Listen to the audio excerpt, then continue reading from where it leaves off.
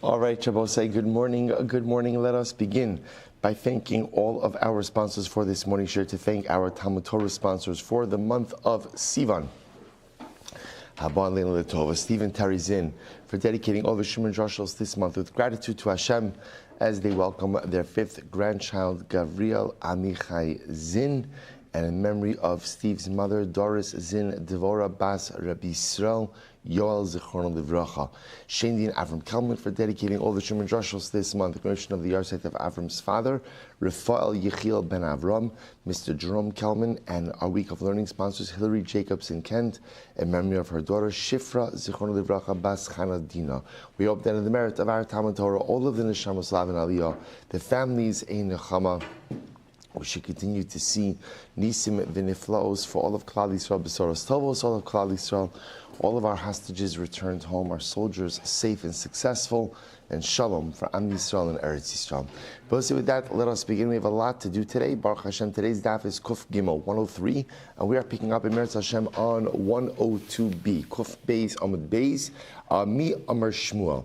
So which is 2, 4, 6, 8, 10, 12, 14, 16, 18 lines up from the bottom. So Gemara says as follows: Mi Amar Shmuel lo amrina tafas lashon acharon. So we'll say, remember again, we had a really interesting Mishnah in yesterday's daf about rental agreements. And I'm sorry, and I forgot. And in Mazel Tov to Ari and Shoshana Lerner on the engagement of their son Yona to Tamima. What's Tamima's last name, Ari? Gabay. Tamima Gabay, Mazel Tov, Mazel Tov. Again, in Meretz Hashem, the young couple should be zocha to build the Bayis of Yisrael. They should be zocha to go to the Chuppah B'Sha'a Tova U'Metzlachos. And in Meretz Hashem, Ari and Shoshana should be gebenched with many years and many generations of beautiful Yiddish and Nachas. Mazel Tov, Mazel Tov, Mazel Tov.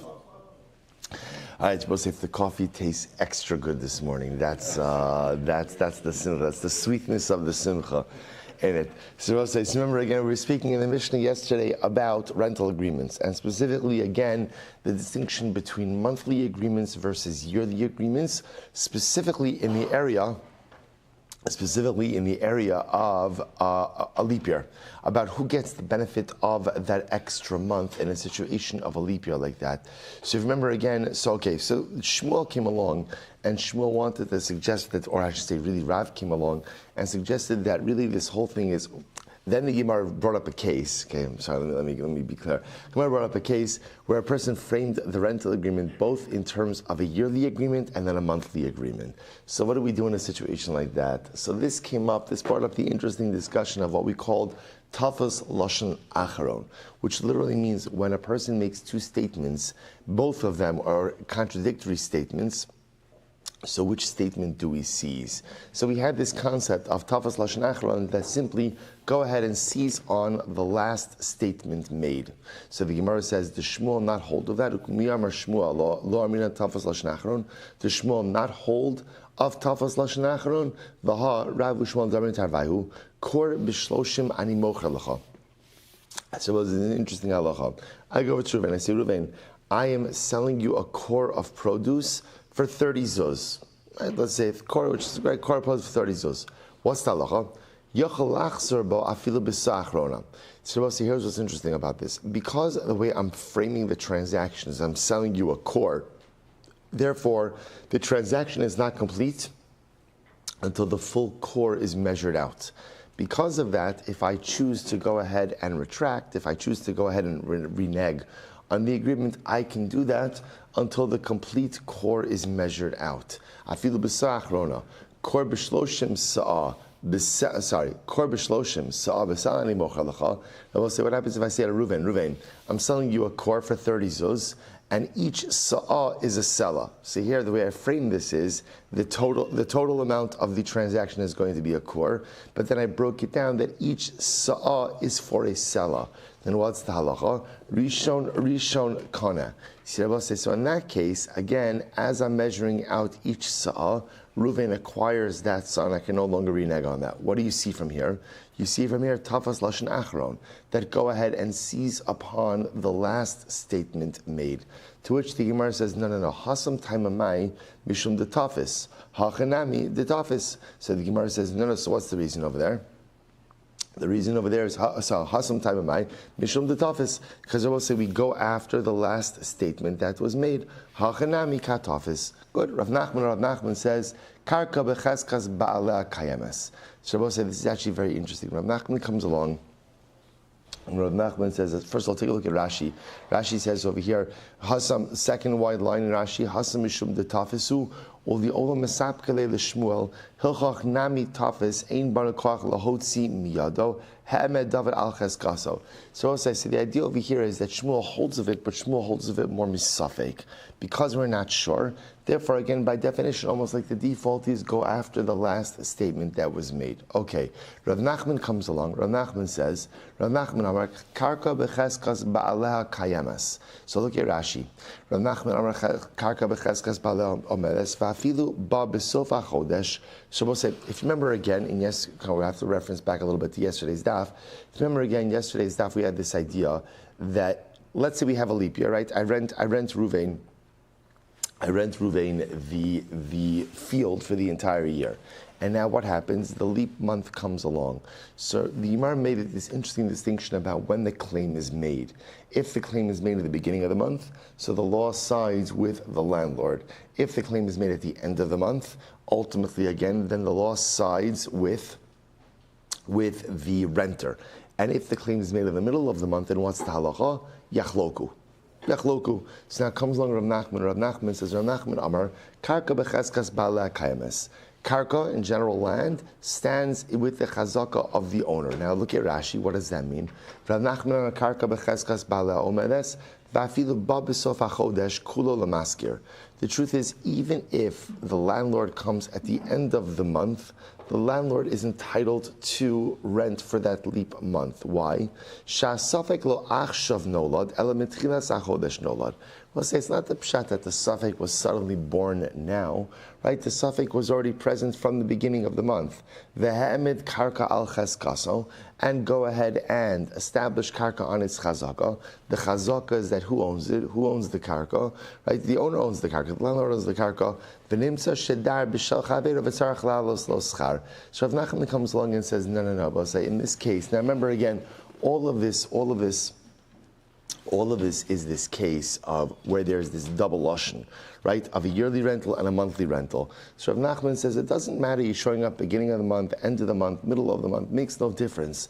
The karka is in the chazaka of the landlord. Therefore, again, the landlord is the owner, and therefore, again, when in doubt, the landlord is the one who should receive the money. That's the logic. So the Gemara goes weiter. So my kamash malon. So what is Rav Nachman teaching us? Tafas lashon achron hanu derav. So I'll say so. So it sounds like again Rav Nachman saying the same thing. Tafas lashon achron. Because remember again, what do we have over here?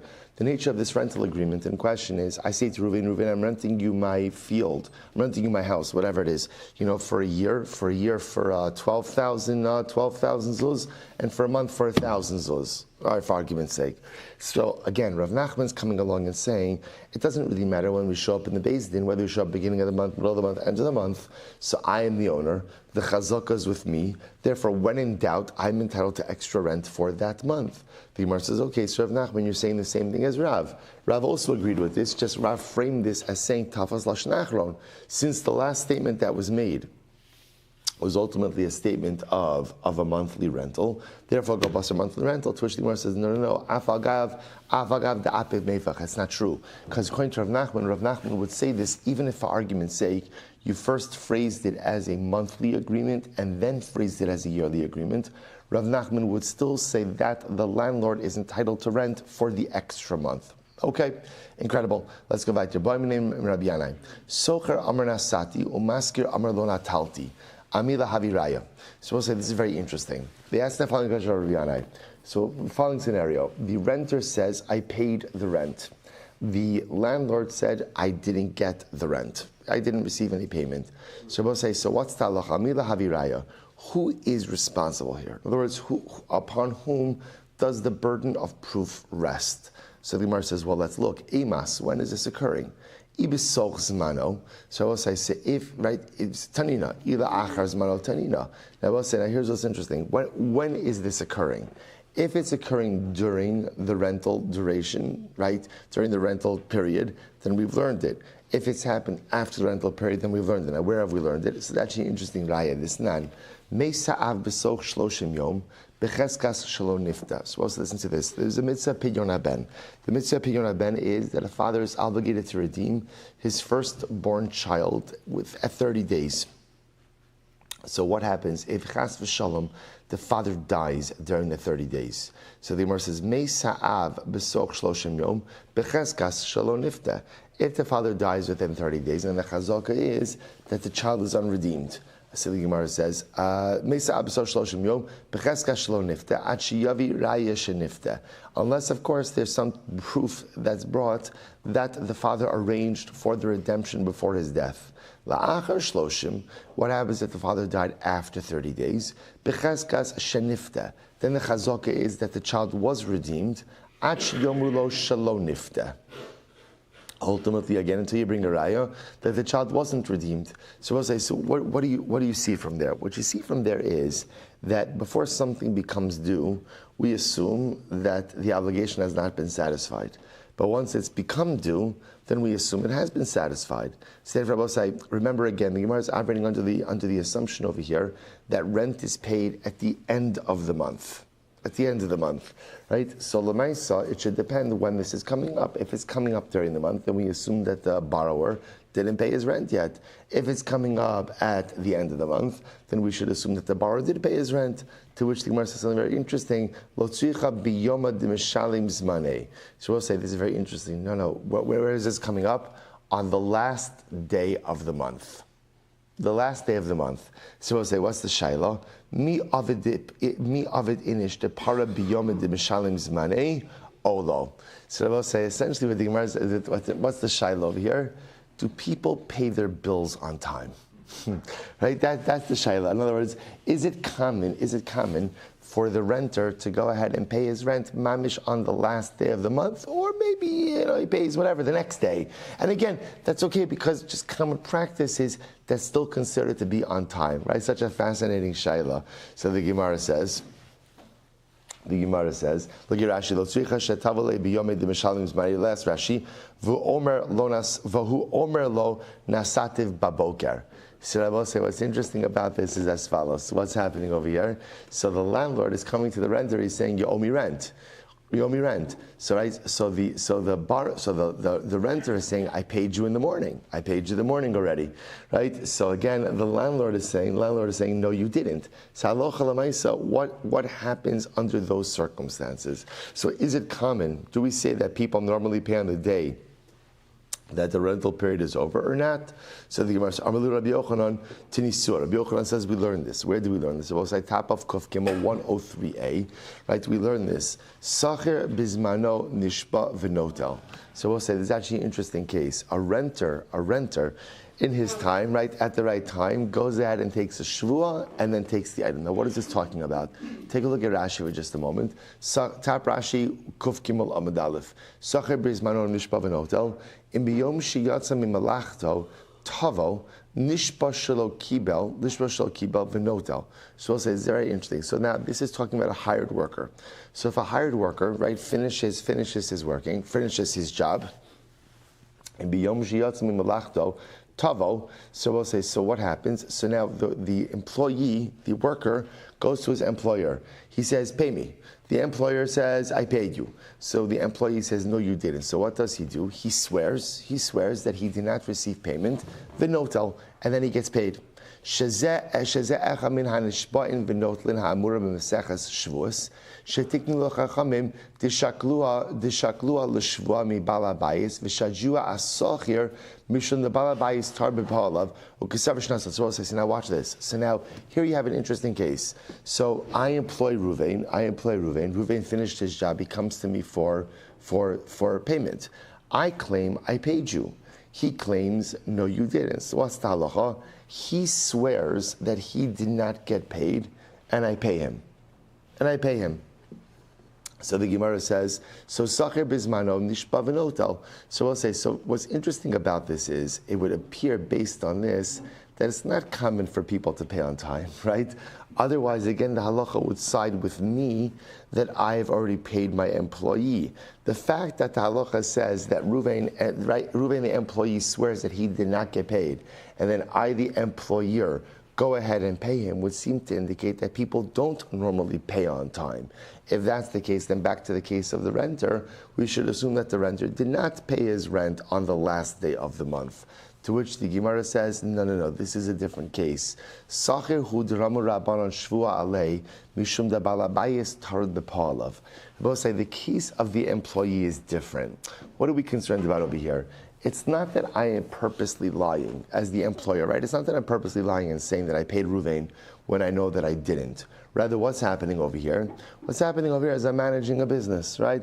And I have a bunch of employees. So the concern over here is that maybe I'm so immersed in the details of what's going on that I forgot that I didn't pay Reuven.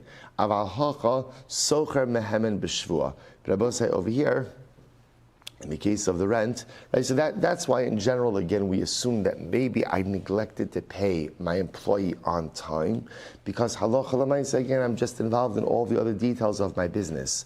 But again, in the case of the renter, we assume that people do in fact go ahead and pay on time, and therefore, again, the renter has the ability to go ahead and take a shvua that he paid on time and fills his obligation. Amar Rava, Amar Nachman, Hayman. It's therefore we'll say. So interestingly enough, in this particular case over here, where halacha l'maisa again, renter shows up and says, "I paid my rent." Right. So landlord says, "No, you didn't." So assuming we're talking about at the end of the month, the halacha is renter takes a shvua that he paid on time, and that's it. That's the end of the case. All right, very interesting. So Amar Rav Nachman, Hayman de'ogir lebeis lechavre le'eser shnin. But it's an interesting case here. I rent my house to Reuven for 10 years. For 10 years, the cost of late shtara. And ultimately, again, we write a shtar. So we'll see now what happens. So right, that's the shtar says. So I Silber, rented Reuven a house for 10 years. Okay. So now, va'amrle nakit chamish shnin. They both say, I come back and then I say, Reuven, by the way, you've already lived there for 5 years. Now, obviously, we have to be talking about a case where there's no date in the shtar. Right? Because if there's a date, obviously, again, this is measurable. So there's no date in the shtar for whatever the reason. And I come back and I claim in front of Beis and Reuven, I just want to make sure that you know you already lived there for 5 years. Now, obviously, Reuven's contesting this. Reuven's saying, no, I only lived there for 3 years. So I'm going to vachami difti ravina. So the Gemara says, I'm sorry. Va'amrle nakit chamis shnin mehemen. I am believed. I, the landlord, am believed. Rashi says, mehemen, balabayis the karka becheskas ba'ala omedes, I'll call davar safek abala faninun. I both say. Now, what's interesting is, this seems to be an extension of what we were learning before. In general, again, I both say, the karka, right, karka, the chazak of karka is that it resides with who? With the owner. Now, which makes sense. I own it. And in this case, again, ownership is not being contested. Reuven agrees that I own it. Right? What's happened over here is I've rented it to Reuven for 10 years. So because I, the owner, have the chazaka, therefore in any case of doubt that comes up, I have the ability to go ahead, I am believed to clarify that doubt. So therefore, again, if in this case over here, I have a shtar that says, I rented Reuven the land for 10 years. There's no date in the shtar. I show up in Beis and I say, Reuven, you've already lived there for 5 years. Reuven says, no, I haven't. I've only lived here for 3 years. Who's believed? I, the owner of the land, am believed, because since I'm the owner, the chazaka, right? It's even more about it, because generally chazaka is presumption, right? Presumption of ownership. Here it's not even a presumption of ownership. I am the owner. And because I am the owner, therefore I am vested with the halachic right to clarify ambiguous situations. That's the halacha. We keep seeing the same concept over and over and over. So Ravina.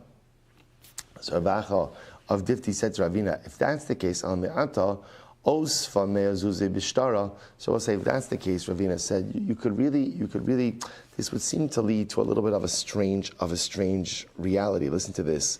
Let's say I lend Ruvain 100 zuz in a shtar. Va'amarlei paraticha palga. And Ruvain says, I paid back half already. I paid back half. Hachanami de mehemin. So should Ruvain be believed? In other words, we'll say, since there's a shtar, in other words, we seem to be saying over here that when you have a shtar, so ultimately, again, the party to the shtar, the dominant party in the shtar, ultimately, again, has the ability to qualify the realities of the shtar. So if that's the case over here, if I lend Ruvain $100, does Ruvain have a right to say, by the way, I already paid you back 50? Would he be believed in such a case? Or no. Hachi hashta hasam shtar lagovaina kai. We'll say it's a very different case. In the case of a loan, the entire purpose of a loan document is for what purpose? For what purpose? Collection. Therefore, again, I will say, Im isa de pare I baile lemichtav agve. So we'll say, so in other words, if halacha lemaisa, Reuven had really paid back half of the loan, then what? Then that should have been written. Right? They should have rewritten the document. Inami michtav alei tavra, or he should have gotten some kind of receipt.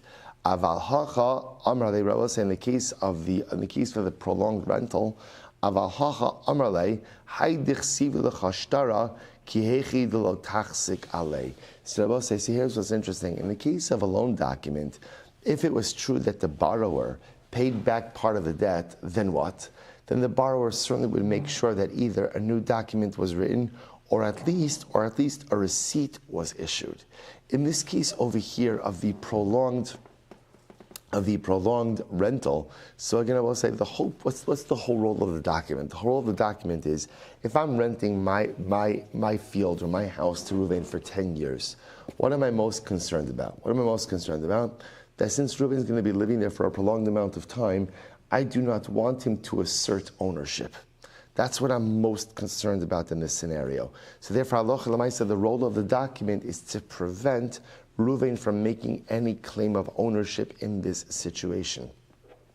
So therefore, again, that's the role of that document. And that's the sole role of that document. So because of that, I, the owner, am believed to qualify the nature of that document as well. So if I show up in Beis Din, and I see, Reuven, you've already lived there for 5 years, and Reuven says, no, I've only lived here for 3 years, I, the owner of the land, are believed to clarify the reality of that document. Incredible. So Amar Rav Nachman, Shol Adam B'Tuval Li'olam. All right, so it's a very interesting case. So look right across in Rashi.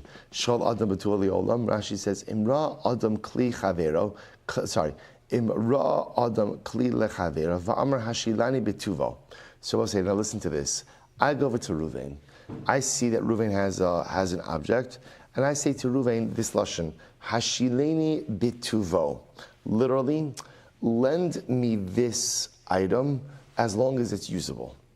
B'tuvo means as long as it's good. So lend me this object, lend me this item as long as it is usable.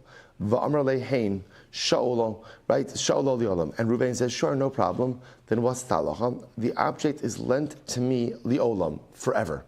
In other words, this lashon of lend me something bituvo, or right, bituvo, as long as it's good, means let me borrow it as long as it is usable. So halacha l'maisa, if Reuven agrees to this, then I have the right to borrow it, literally again, as long as it's usable. Finish Rashi. Calls Mashurai l'malacha the high bituvo mashmalon calls manshuhu tuvo afilu machziro chozer v'notol kishetzarch. Now I will say, now here's what's interesting. Now here's the real kunz of this case. So if I go over to Reuven and I say, Reuven, lend me this object, bituvo. Bituvo means as long as it is usable. Now, as long as it's usable essentially means as long as it's functional. Now, what's the chiddush? So I borrowed this from Reuven today on Monday. I give it back to Reuven in 3 weeks from now. I have the right to take it back, so to speak, right? Again, in other words, this idea of borrowing it bituvo means I have the right to use it as long as it's usable, or borrow it as long as it's usable, and even if I return it to Reuven, I have the right to take it again. Right? That's the chap of this arrangement over here. So Amar Amari Brei de Bashmuel, V'hu dekanu minei. Now obviously this is only going to work assuming that we made a secondary kinyan. Now what does this mean? Generally when you borrow something, we had this before, when you borrow something, how do you acquire the item that you're borrowing? How do you acquire it? Mashicha. Now let's say, so generally, if you're acquiring a borrowed item through Mashicha, so the duration of that borrowing, of that she'ila, only lasts until when you give back the object. Because once you give back the object, your act of Mashicha has effectively come to an end. So I'll say, in this kind of case where you are borrowing an object, bituvo, right, for as long as it's usable, it's true. You could take it, borrow it, give it back, take it again, but you must have done a secondary kinyan. Like, for example, going back to our previous things, like a kinyan chalipin, right, or a kinyan sudar. Some additional kinyan independent of Mashicha that would allow you to go ahead and use and reuse the object for a prolonged amount of time. All right, interesting. Amar Mari Breidavashi, or Mahader Le Kasye.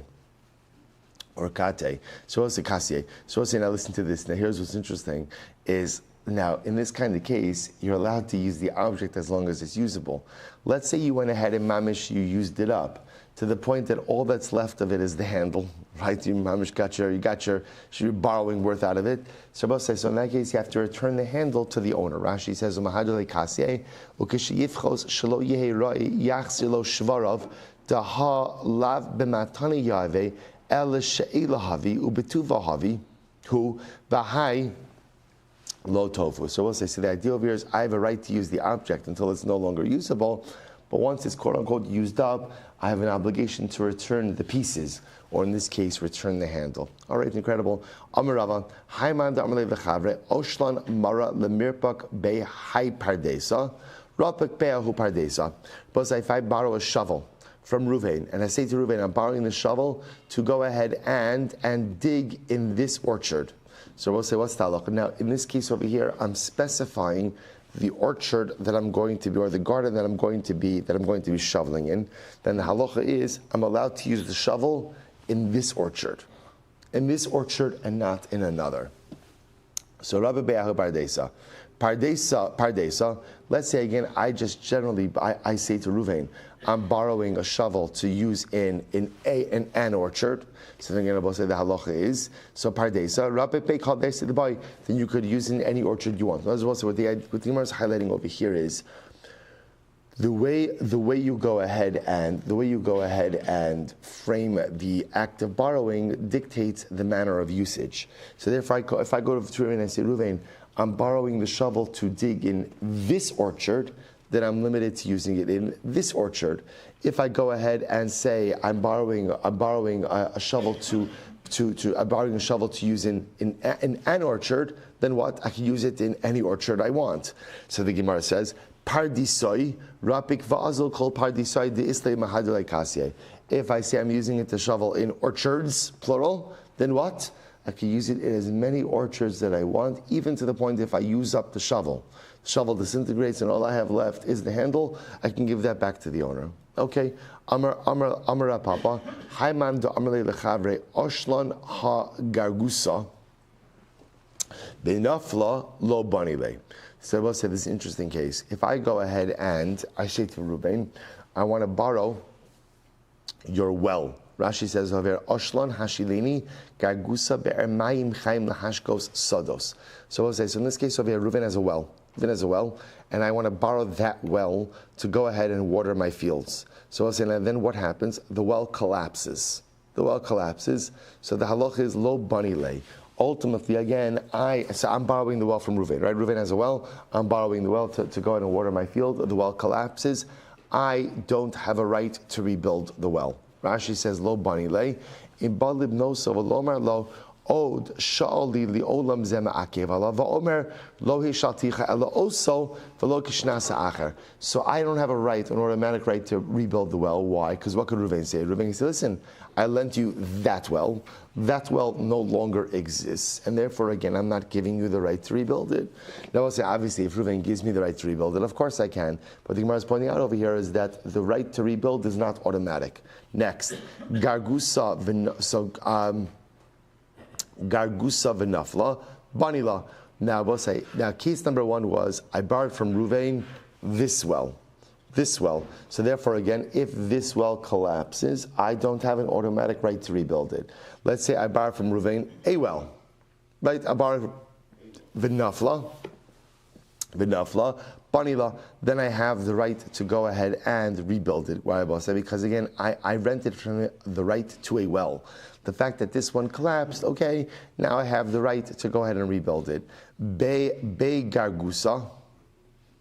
If I go ahead, I will say, Rashi says over Begar Gusa means Amar lo b'lashon hazeh Hashlin Begar Gusa Hashlin makom lachbar bo ba'er kamerle.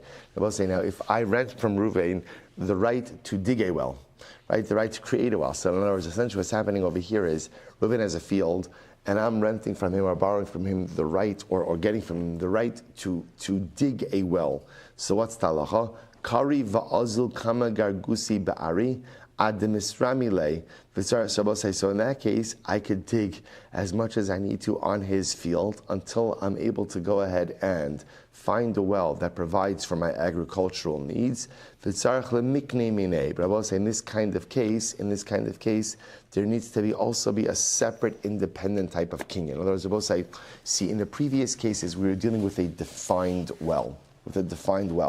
In this case over here, in this last case, really what I'm acquiring from Reuven is the right to dig a well on his property. So because of that, again, I need to do a separate, independent kinyan with him to acquire that right. Okay, incredible. Both say last mission of the parak. Hamaskir bais lechavero v'nafal. Both a very interesting case. I rent a house to Reuven. And the house that I rented him collapses. So what's talacha? Chayiv lahamid lo. I have an obligation to give him another home. So again, in other words, I will say, so I rented Reuven a home for a year, or whatever, for 5 years. Let's go for 5 years. Then what happens? Then year number 2, the home collapses. I have an obligation to provide him another home in fulfillment of the rental agreement. Haya katan lo yase gadol, gadol lo yase katan. Furthermore, again, I will say, I have an obligation to furnish him with the same type of home that I rented him from the outset. So if it was a small house, I can't rebuild a big house. If it was a big house, I can't rebuild a small house. So if it was a one-room house, right, or one family house, I can't make it into a two-room or a two-family house. Or if it was a two-room or two-family, I can't make it into one. You cannot rebuild it with fewer windows. Nor should you make it with more windows, unless, of course, they both consent. So there's 2 halachas over here. Halacha number 1 is, if I rent Reuven a home, and then the home collapses during the duration of the rental, I have an obligation to furnish Reuven with a new home. That's halacha with a replacement home. That's halacha number 1. Halacha number 2 is, the replacement home must be the same type of home as the original rental home. And the only time that there's an ability to go ahead and build something new is when? Is if halacha l'maisa, both landlord and renter agree to a change in the rental. Okay, incredible. Says the Gemara, Hechi Dami, what's the case? Ida Amarle Bayis Zeh. So both say, now the Gemara wants to understand, what's the case of where as a landlord, I am obligated to furnish Reuven with another home. So if I said to Reuven, I'm renting you this house, then what's the halacha? Nafal azulei. I will say, if I say to Reuven, I rented you this house means what? What does this house mean? This house means this house. And therefore, if this house collapses, then what is my obligation? I don't have one. I'm done. Both say similar to the case of when I rent Reuven this well. What happens if the well collapses? We're done. So the Gemara says, "Ida amarle bayis stam." So I'll say, and if I just said to Reuven in general, right, Reuven, I'm renting you a home, and totally non-specific, then echad amay lo yasenu shnayim. Katan amay lo yasenu gadol. So we'll say, if I just rented Reuven a house stam, right, just a house, without any type of specifications, then when the house falls down, it's true, I have to furnish him with another home, but I should be able to rebuild that new home however I want. I want to make it bigger, I want to make it smaller, more windows, less windows. That's my right. So what's going on over here? Reish Lakish, what's the case? The Amrli Bayis Shani Maskir Lecha Midas Arko Kach V'Kach. So I will say, this is interesting. The case over here is where I rented Reuven a home, and I gave Reuven the dimensions of the home I'm renting him. So I'm renting you a home that's 2,000 square feet. 2,000 square feet. That's I'm renting you. So the Gemara says, so we'll say, so I don't understand. So that's a case where there's specificity. So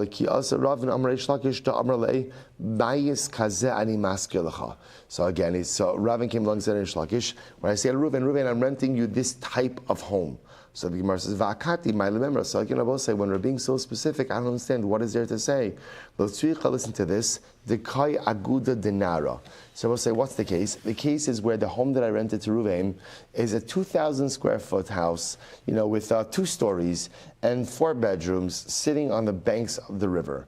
Ma'u detema. So I say to Reuven, I'm renting you this kind of house. So ma'u detema, my kazeh, the kai aguda dinara. See, I will say, I would have thought like this. Let's say, so here, the case is like this. I say to Reuven, right, I have a house that's 2,000 square feet with 4 bedrooms on 2 floors, sitting on waterfront property, right, on the banks of the river. And I say to Reuven, I'm renting you a house like this. Okay, now Reuven goes into the house, then what happens? The house collapses. So now, as a landlord, I have an obligation to furnish Reuven another home. I would have thought that at the end of the day, what does it mean when I said to Reuven, I'm giving you this kind of house? What's the this? Waterfront property. Maybe that's the ikar. And really, again, how many square feet and how many bedrooms and how many floors, that really doesn't matter. Kamash Malon, no, that when you say kazeh means like all the specifics of this initial home. So I am renting Reuven, yes, a waterfront property home on 2 floors with 2,000 square feet and 4 bedrooms, and therefore, again, when the house falls down, that's the exact type of house that I am obligated to furnish. Which I will say something very interesting, which tells you that in halacha, when you are going ahead and renting someone a home, it almost seems like from the landlord's perspective, the best thing is to do what? Say, bayis zeh. That way, again, your responsibility is limited mamish to this particular home, and should something happen, you would not be responsible anymore. Okay, Rabbi say Hajjun Allah Hashoel Mazel Tov, brand new parak. Hamakabel Sada Mechavero. So we'll say, very interesting case here. So I go ahead and I receive a field from Reuven. Now, what does it mean I receive a field? I'm working the field. We'll say, take a look at the first Rashi, all the way on the bottom of the daf. Hamakabel o ba'arisos lemechzo u'shlish u'lerevia o b'chachirus b'kach v'kach kurmishra. So we'll say, Rashi over here highlights that there are essentially two types of, we'll call it like profit sharing or sharecropping agreements. There's what's called an aris. Now, typically we go ahead and we translate aris as a sharecropper. How does a sharecropper work? Right, Reuven has a field. He's the owner. I come to work the field, and the way it works is, I agree to pay Reuven a specific percentage of the yield of the crop. See, whatever the percentage is. So again, my obligation to Reuven is to pay a percentage of the crop. And therefore, again, I will say, the good news for me is, therefore, I'm really never out of pocket. Because again, my rental agreement is a percentage of crop. As opposed to chachirus. Right? So chachirus, I will say, chachirus, ultimately also, I don't know what it also translates as sharecropping, but really I will say what it is Reuven gets a guaranteed amount of produce per year. So let's say, for example, he's going to get 10 core of produce. Now I, the farmer, am obligated to pay him that no matter what the yield of the field is. See, I will say in arisos, as an aris, Reuven is always getting a percentage. So whatever the yield is, he's going to get a percentage of that. So he yields a lot, he yields a little, his percentage is going to be the same. In chachirus, I will say, I am on the hook for a specific amount of produce. So therefore, again, if the field does not have a good year, I'm out of pocket in giving Reuven that additional amount of produce. Okay, so now, we'll get more into this in the coming parak. So therefore, again, I receive a field from Reuven. Now, whether this is arisos or chachirus,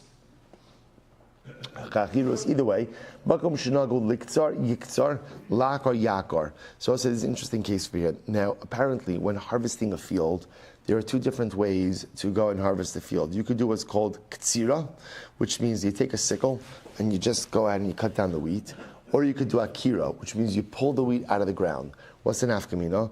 When you pull the wheat out of the ground, there's nothing left in the ground anymore. When you do katsira, when you use a sickle, so the bottom stalks, right? The bottom stalks are still left there in the ground. So the Mishnah says over here, everything follows minhag hamakom. So as the worker, I'm allowed to follow minhag hamakom. So if the minhag is to go ahead and do katsira, I do katsira. If the minhag is to do akira, I do akira. Lachrosh achrav yachrosh. Where the custom is to plow the field after harvest season. So we'll see sometimes what they would do is they would harvest and then they would plow. When that is the minhag, then that's what you should do. Akol k'minhag hamadina. Everything goes after the minhag hamadina. We'll say so again. So local custom. Kishem shecholkim b'tfua, kacholkim b'tevin b'kash. The same way that the sharecropper and the owner split in the tvua in the grain, they also split the straw and the stubble. And the same way, again, if we're talking about a vineyard, so ultimately the sharecropper and the owner split the wine. So too, again, they split. Zmuros ultimately, again, are the Rashi says hakatutz min hagifanim. These are the shoots that come off the vines. Ubekanim. So we're going to see kanim are actually, again, the poles. So remember, again, vines, you ever go to vineyards, right? So vines are draped like along poles. So those poles that keep the vines upright, those are called the kanim. Ushnei mesapkin es hakanim. And both the sharecropper as well as the owner have a responsibility to provide the poles. Okay, Rashi says over here, the new poles each and every year. Fine. So again, we'll go through all of this. So Tana, Makom shnago liktzar ein rashay lakar ein rashay liktzar, ushneim ma'akvin ze al ze. So now the Gemara says, in a place like we said before, in a place where the common custom is liktzar, that I will say when the sharecropper would go ahead and harvest wheat, he'd use a sickle, therefore leaving some of the stubble in the ground. So therefore again, the landowner can't make him do akira, can't make him uproot it, or lakar, or ultimately where the common custom is lakar, to pull out the stalks from the ground. And a rashay liktzar. So ultimately, again, the sharecropper doesn't have the right to use the sickle and to leave some of the stubble on the ground. Ushneim ma'akvin ze al ze. And I'll say, remember again, wherever there is the prevailing minhag hamakom, either party could force the other to comply with local custom. So the Gemara gives examples of this. Liktzar eino rashay lakar. So I'll say again, remember where the custom is to go ahead and do ktsira, which is harvesting with a sickle, right? Ein rashay lakar, so neither party could insist on uprooting. So the Gemara says, listen to this, because the owner could say, Hi Amar, ba'ina detisvan li arai. So let's remember again, so even if the sharecropper wants to go ahead and uproot it, the owner could say, no, I don't want you to uproot it. Why? Rabbi said there's a benefit to leaving the bottom stalks in the ground. What's the benefit? They essentially act as fertilizer. Right? It essentially fertilizes the field. So the owner says, if the custom is to do katsira, and the sharecropper wants to do akira, so again, the owner could say, I don't want you to do akira because I want the stalks there. V'hai amar lo matzina, v'hai amar lo matzina, la'akar. Lakar eino rashay liktzar. So if the custom was ultimately again to go ahead and uproot it, neither one could go ahead and force the other liktzar. Hi amar ba'ina detinakarai. Because the landowner could say, listen, I want you to do akira. Why? I want the soil to be clean. Right? I want the field to be clean. V'hai amar ba'ina tivna. Right? And again, the other one would say, I want there to be fertilizer. Ushnei ma'akvin ze al ze. So bottom line is that halacha l'maisa, whatever the minhag hamakom is, so either party could compel the other to abide by minhag hamakom. So once you have that statement, why do you need that secondary statement? But so why do I need that second statement that both could be ma'akev on the other? So the Gemara says, Ma tam kamar. It's actually that second statement is just explaining the first. Ma tam kamar. Ma tam liktzar ino rashay lakar eno rashay liktzar. I will say, why is it that if the custom was liktzar to uproot it, to harvest, you can't force one to uproot it, and that they can't force to harvest, mishum d'shnei ma'akven zelja, because the say halacha l'maisa, either party has the ability to ma'akev one on the other. So we'll say again. So the Gemara really just going in an exhaustive discussion over here, but halacha l'maisa again, the result being the same. That halacha l'maisa, halacha l'maisa, whatever the minhag makom is, either for akira uprooting it or for katsira for harvesting, both must comply, and if either tries to deviate, the other party has the ability to compel them to remain in adherence with minhag makom. Beautiful. Lachrosh acharav yachrosh. If the common custom, I will say, now this is actually interesting, so just to illustrate what this is I will say, now generally, when do you plow a field? You plow a field generally right before you're about to plant. So what the Mishnah was pointing out over here is that sometimes people had the custom immediately after harvesting to plow the field. Now, interestingly enough, what was the chap of that? That itself represented a form of weeding. That's what it was. In other words, you cleaned, after the harvest season, you cleaned the field. Again, you would still plow it again before planting season. But like this was like a cleaning of the field after the harvest season. So therefore the Gemara said, the Mishnah said, Lachrosh, acharav yachrosh. If the minhag makom was that you lived in a place where they commonly plowed the field after the harvesting, then you should do that. So the Gemara says, Pshita, that's obvious. Lo tzricha ba'asra de lo menachshi. So what's interesting? Now, what are we talking about of a case over here? So let's say again, I am the sharecropper, so I'm working the field. Now let's say in the locale in which we live, it's not common to weed the field, right? Weed the field. What did I do? Now I, of my own volition, went ahead and weeded the field. So the Gemara says, what would you have thought? Amarle, hay dinechishta adaita delo karibnale. So listen to this. I could say to Ruvain, listen, the whole reason I weeded the field was that halacha l'maisa, after the harvest season, I didn't want to have to plow it. Right? That's why I did it. So therefore, again, I shouldn't have to plow it now. Kamash malon di'iboy lefirushele. So we'll say, to which the Gemara says, if that was my intention, that's very nice. But if I did not articulate that and get Reuven's consent for that, then halacha l'maisa, it doesn't work, and I would still have to plow it even after the harvest season. Okay? Hakol kaminhag hamedina. Everything goes in accordance with the minhag hamedina, right? The local custom. Hakol asuyei mai. So we'll say, what does hakol come to include? So the Gemara says, la asui hadatan rabbanon. Makom shenagu lahaskir ilanos al gabe karka maskirin. Makom she'ena gula haskir ein maskirin. So Rabbi said this is actually an interesting case over. Look at Rashi. She'ena gula haskir ilanos im sedei lavan she'ital ha'aris chelko beperos ha'ilan afa pi she'ena torech bahen she'enan srichen la'avoda. Well, so listen to this interesting case. I rent a field from Reuven. So I'm a farmer. I rent a field from Reuven. We have a sharecropping arrangement and our resource. So I'm going to go ahead and give Reuven 2/3 of the produce, I get 1/3 or whatever the percentages are. I'm assuming the sharecropper usually gets the higher yield. I get 2/3 and Reuven gets 1/3. It happens to be that on this field are fruit trees. Now I must say, it's interesting. The Gemara assumes over here that fruit trees in general do not really need upkeep. They just kind of do their own thing. So the Gemara says over here something very interesting, that when the Mishnah says Hakol kaminhag hamedina, everything goes in accordance with community custom. Now, Abba said that statement itself seems to be redundant, seems to be somewhat obvious. So why is the Gemara saying it over here? So this is interesting. The Gemara says it's coming to include the following case. Makom shenagu lahaskir ilanos agabe karka maskirin. Makom she'enagu lahaskir ein maskirin. To include, Abba said the following case, that halacha l'maisa, in a place where it was common to include fruit trees in a sharecropping arrangement, they're included. But if it wasn't common to include them, they're not included. So we'll say, so again, let me go back to this case. I go ahead and I rent a field from Reuven. I'm an artist, I'm a sharecropper. So we have a 2/3, 1/3 arrangement, right? I keep 2/3 of the produce, Reuven keeps 1/3. On the field are fruit trees. So we'll say, what's the shaila? Do I get 2/3 of the fruit trees or not? Right? Now again, am I working those trees? No, but they're on the field. So the Gemara says that's totally dependent on minhag hamedina.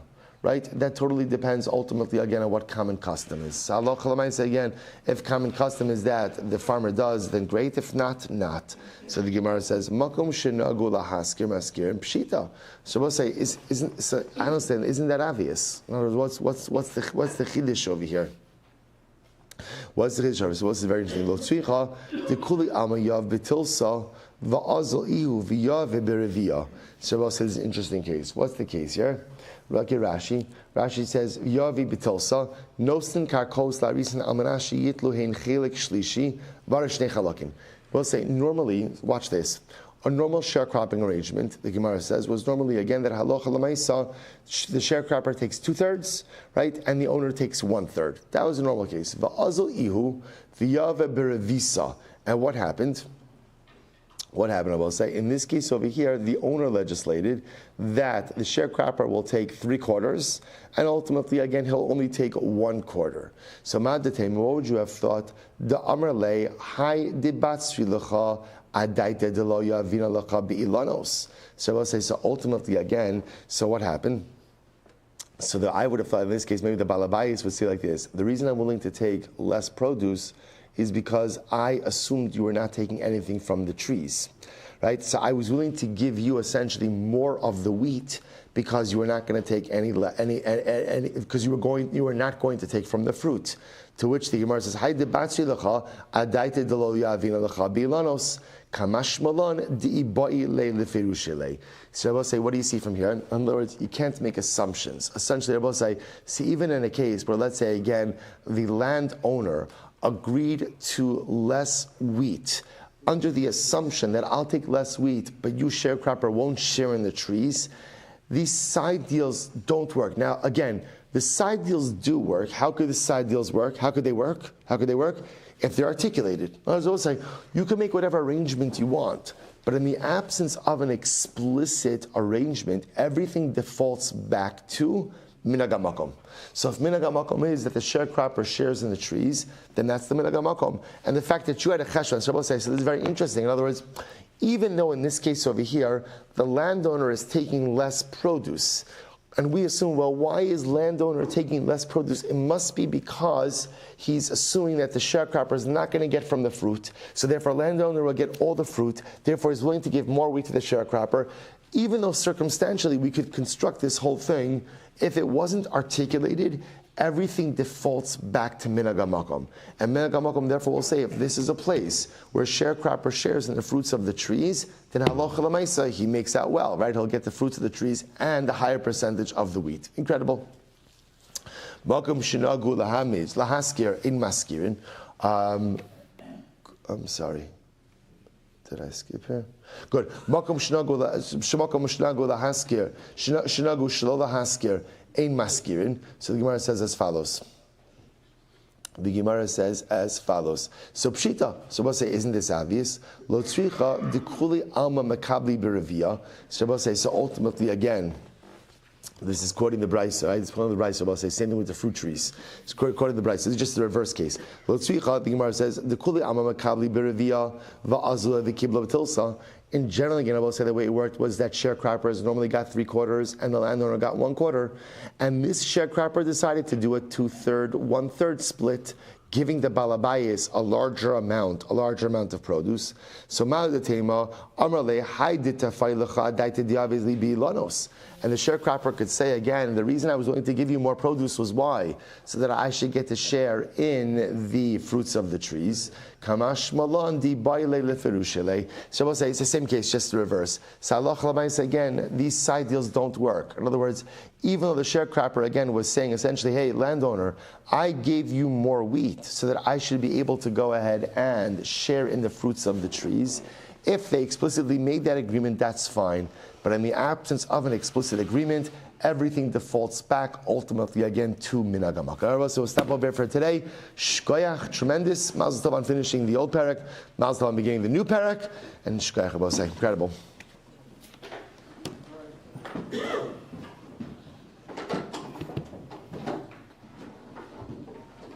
Okay, Chevron Zoom, have a great day, everyone. Good